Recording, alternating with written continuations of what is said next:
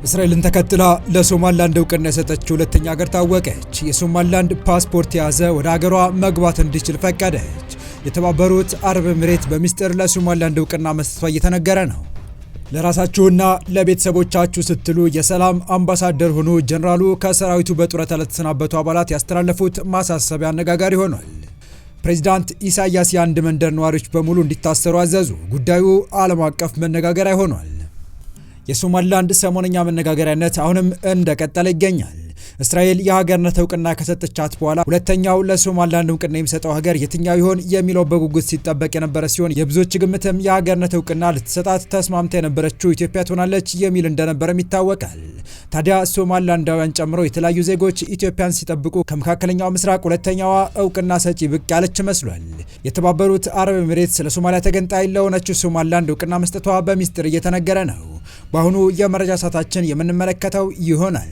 በሌላኛው መረጃችን ደግሞ ጀነራሉ ያስተላለፉት አነጋጋሪ መልእክትና የራሷ አሮባት የሰው ታማስላለች እንደሚባለው የውስጥ ችግራቸውን ሳይፈቱ በሌላ ሀገር ጉዳይ ጣልቃ መግባት የሚያስደስታቸው ኢሳያስ በጉያቸው የፈነዳውን ተቃውሞ ከመፍታት ይልቅ የመንደሩ ነዋሪ በሙሉ ስለማስራቸው የተሰማውን አክለን ይዘን ቀርበናል። ሰላም ውድ የሁሉ ዴይሊ ቤተሰቦች እንደምናላችሁ፣ ቻናሉን ሰብስክራይብ፣ ላይክ፣ ሼር ያደረጋችሁ እስከ መረጃዎቻችን ፍጻሜ አብራችሁን ቆዩ።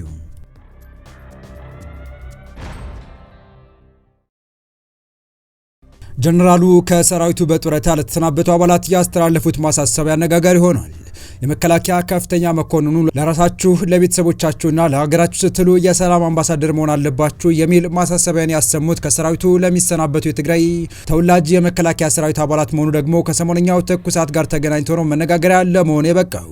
ለራሳችሁ ለቤተሰባችሁና ለሀገራችሁ ስትሉ የሰላም አምባሳደር መሆን አለባችሁ ሲሉ የመከላከያ የሰራዊት አመራርና ዋና መምሪያ ኃላፊ ሌተር ጀነራል አጫሉ ሸለም አሳስበዋል። ጀነራል መኮንኑ ይህንን ያሉት በተለያየ ምክንያት በክብር ከተሰናበቱ የትግራይ ተወላጅ የሰራዊት አባላት ጋር በተደረገ የውይይት መድረክ ላይ ነው።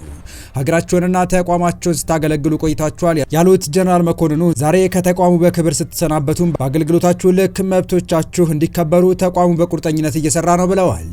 በመከላከያ የሰው ሀብት አመራር ዋና መምሪያ የስምሪትና እድገት መምሪያ ኃላፊ ብርጋዴር ጀነራል አምሳሉ ኩምሳ በበኩላቸው ቀደም ሲል በተቋሙ ያገለግሉ የክብር ተሰናባቾች ነገ ሀገር የሚገጥማት አደጋ ቢኖር ፈጥነው በመምጣት ባላቸው ልምድ ሀገርን ማገልገል ይገባል ብለዋል። በየትኛውም ቦታና ሁኔታ ለጋራ ቤታችን ኢትዮጵያ በጋራ መቆም እንደሚገባም በመጠቆም በሰው ሀብት ዋና መምሪያ የቅጥርና ስንብት መምሪያ ኃላፊ ብርጋዴር ጀነራል ግርማ ፈዬ ከተቋሙ በክብር የተሰናበቱ የሰራዊት አባላት የሚኖራቸውን ጥቅም አስመልክቶ ከመምሪያው አንጻር ማብራሪያ ሰጥተዋል። በተለያየ ምክንያት በክብር የተሰናበቱ አባላትን በየአካባቢያቸው ለሰላም እንደሚሰሩና ሁሌም ለመከላከያ ሰራዊቱ ክብር እንዳላቸው ገልጸው ተቋሙ መብታቸውን ስላከበረላቸው ምስጋና አቅርበዋል።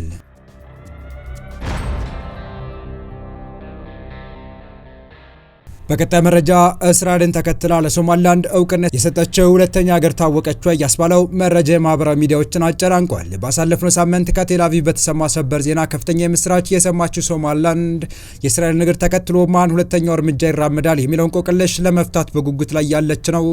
ኢትዮጵያ ስትጠበቅ አረባዊቷ ቱጃር ሀገር ድምጿን አጥፍታ እውቅናውን በሚስጥር መስጠቷ እየተነገረ ያለው የኢትዮጵያና ሶማሊላንድ የጋራ ወዳጅ የሆነችው ቱጃር የተባበሩት አረብ ኤሚሬትስ በሚስጥር ለሶማሊላንድ እውቅና መስጠቷ ነገረ ሲሆን የኢሚግሬሽን ሲስተሟን አፕዴት ማድረጓ ተከትሎ የሶማሊላንድ ፓስፖርት እንደ ነጻ ሀገር ፓስፖርት በመቀበል የግዛቲቱን ፓስፖርት የያዘ ማንኛውም ሶማሊላንዳዊ የሌላ ሀገር ፓስፖርትና ቪዛ ሳያስፈልገው በቀጥታ ወደ ግዛቷ መግባት እንዲችል መፍቀዷም ነው የተመላከተው።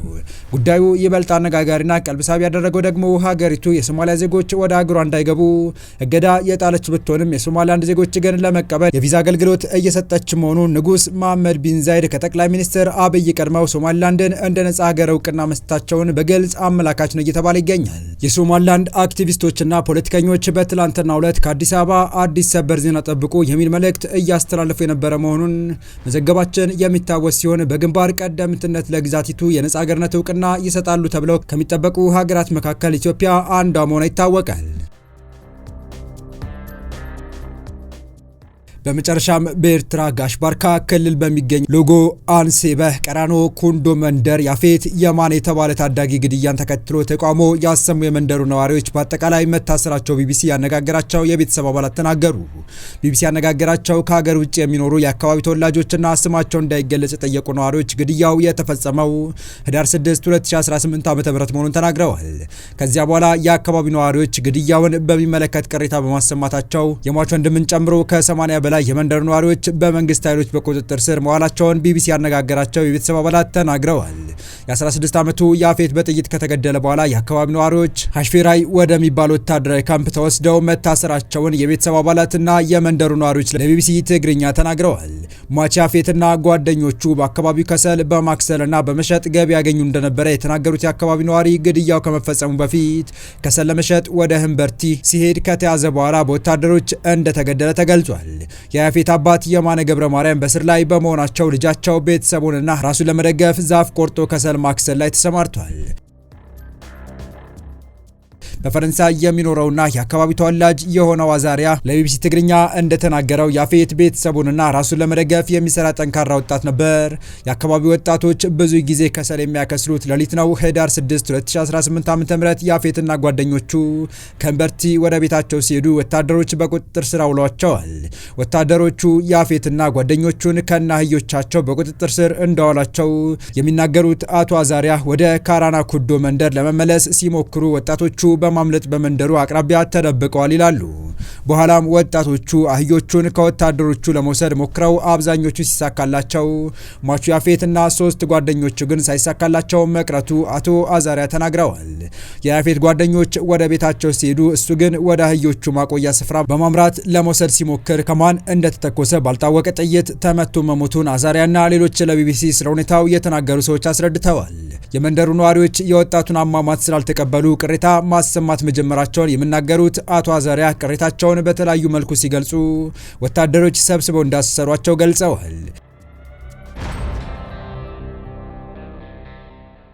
ግድያው በተፈጸመበት ሳምንት እሁድ ዕለት አብዛኛው ሰው ቤተክርስቲያን ውስጥ በተሰበሰበበት እድሜያቸው ከ16 ዓመት ጀምሮ ያሉ ሰዎችን ዲያቆናትና የቤተክርስቲያኑን ተማሪዎችና ካህናት በመንደር ውስጥ ያሉትን ከወጣት እስከ አዛውንት ሁሉ ሰብስበው አስረዋል።